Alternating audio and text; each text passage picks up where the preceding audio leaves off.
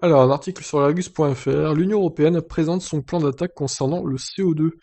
Devenir le premier continent neutre pour le climat est l'objectif de la Commission européenne qui a présenté un plan d'action sur 4 ans visant à faire évoluer le secteur des transports. Il prévoit notamment d'atteindre la barre des 30 millions de véhicules à zéro émission d'ici 2030. La Commission européenne annonce ses nouvelles ambitions en faveur du climat. Parmi ses objectifs, réduire de 90% les émissions de gaz à effet de serre, CO2 principalement dans le secteur des transports d'ici à 2050, pour devenir le premier continent neutre en carbone. Je vais zoomer un peu le texte. À l'heure actuelle, les émissions dues au transport représentent près d'un quart des émissions totales des gaz à effet de serre dans l'UE. Explique au communiqué, pour mener à bien sa politique, en plus des efforts réclamés aux constructeurs, la Commission a présenté un plan stratégique pour les 4 prochaines années. Il doit guider son travail avec des jalons de 10, 15 ou 30 ans. Si le vice-président de la Commission chargé du climat, Franz Timmermans, assure que ses ambitions sont réalistes, l'Association des constructeurs européens automobiles, ACEA, estime au contraire qu'elles sont très éloignées de la réalité.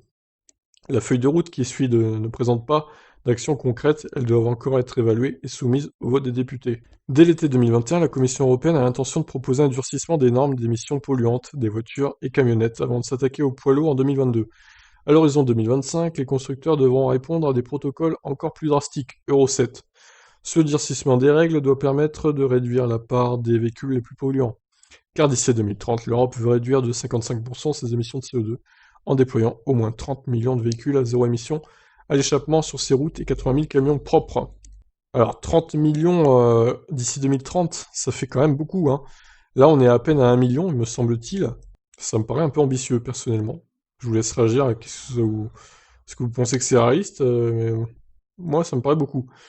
Bon, on verra bien, on verra bien, on verra bien. À cette échéance, elle espère aussi que 100 villes du continent seront climatiquement neutres, Paris par exemple. Pour faire de cette vision une réalité, 82 initiatives vont être mises en pratique dans différentes catégories. Pour l'automobile, elle prévoit notamment d'installer 3 millions de points de recharge publics d'ici 2030 et 1 million dès 2025. Il y en avait un peu moins de 200 000 en 2019. 500 stations hydrogène d'ici 2025 et le double en 2030. Très bien. D'ici à 2050, presque toutes les nouvelles voitures camionnettes, bus et poids lourds devraient être sans émissions à l'échappement. C'est bien, c'est précisé à l'échappement, hein.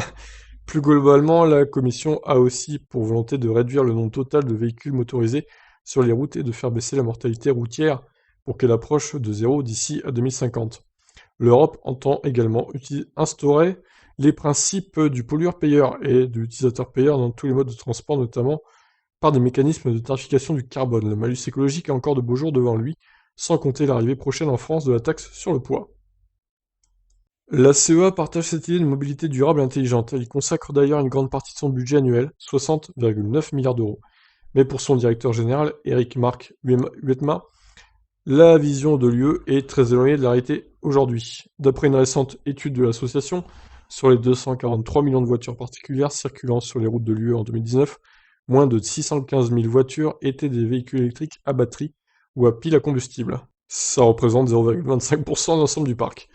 Ouais, c'est ça, c'est ce que je disais, on doit être autour de 800 000, 900 000 peut-être à la fin 2020, du coup. Toutes les conditions ne sont pas réunies pour réaliser un tel bond en avant, ajoute-t-il en rappelant que la voiture européenne a en moyenne presque 11 ans. Il craint d'ailleurs que le coût d'achat toujours élevé de ces modèles zéro émission à l'échappement, dans le contexte économique actuel, ne pousse les consommateurs à reporter le renouvellement de leur parc auto, entraînant alors un vieillissement du parc. Alors c'est quoi ce schéma-là? 75% de toutes les bornes de recharge européennes sont installées dans 4 pays. 15% en France, 20% en Allemagne, 25% aux Pays-Bas, 14% au Royaume-Uni. D'accord.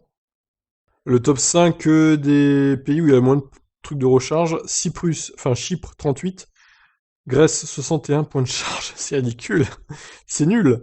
Malte 102, Bulgarie 135, Lituanie 202. Putain mais la Grèce, c'est une catastrophe, 61 seulement. En plus, les voitures électriques seraient pas mal en Grèce parce que c'est un pays où il fait bon à vivre, le climat est bien quoi. Donc l'autonomie serait vraiment au top.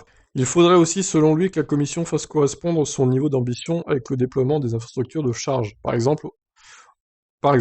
Or, aujourd'hui, il y a un gros décalage. Il faudrait multiplier par 15 le nombre de bornes au cours des 11 prochaines années pour atteindre les objectifs de l'UE, explique la CEA. L'un des axes de travail pourrait être d'obliger les pays à avoir un taux d'équipement minimum. Il existe à ce jour de grosses disparités. Fin d'article donc. Bon, je vous avoue que les 30 millions de voitures électriques en Europe, Pour 2030, moi, ça me paraît totalement réaliste. Ça va être très très dur à mettre en place. C'est un peu comme l'objectif des 100 000 bornes en France pour fin 2021. Ça me paraît un peu irréaliste, hein. Mais bon, peut-être que sur un malentendu, ça passera. Nous verrons bien. Et ben, je vous laisse réagir dans les commentaires. Est-ce que tout ça vous paraît réaliste ou pas à vous? Allez, ciao!